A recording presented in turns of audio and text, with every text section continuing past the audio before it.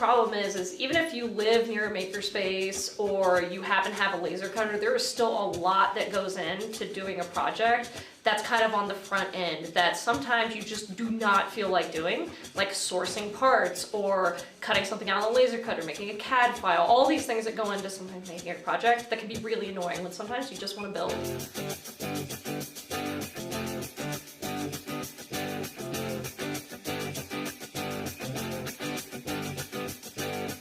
At Kiddables, we make kits for do-it-yourself projects in the fields of science and engineering. And we do this in order to lower the barrier of entry to these projects. The whole reason this company exists right now is because we had a Kickstarter that was successful back in November of 2014. Kickstarter is the best place for this type of mentality of people, for makers, for tinkerers, for people that like to take a chance on things, like to experiment. So it's a really good place for us to get some really solid feedback. So the new kit we have coming out this time is the mini Lego drone, and basically what this thing is a tiny little RC quadcopter that you make out of Legos and it flies. The beauty of this thing is you're gonna crash it because it's a quadcopter. You will crash this thing, and the difference is you just pick it back up, glue it together, and go again.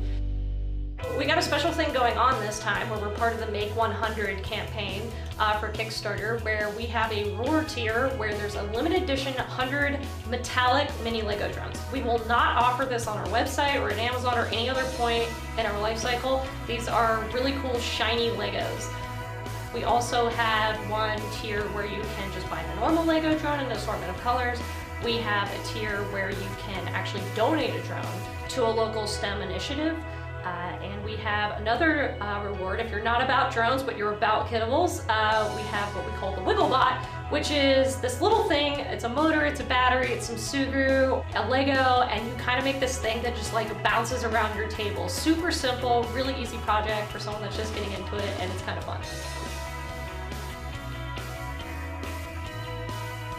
So what Kiddables is trying to do, and this might be a high, lofty goal of ours, but you know, we'll get there one day, is we really want to make the maker movement more inclusive of categories of people that are being left out. And honestly, that's mostly older generations. So a lot of things in the maker movement are focused around young kids right now, and we think that making is for everybody, and we don't see any reason why, you know, a 50-year-old can't build a quadcopter. We think that's silly, that these things are only focused around one age group and around one gender and around one type of product. So it's mostly electronics. You know, we offer things that go the gamut from like a nightlight to a crystal you make out of molten metal to something that flies, and we try to keep it non-field specific and non-age specific.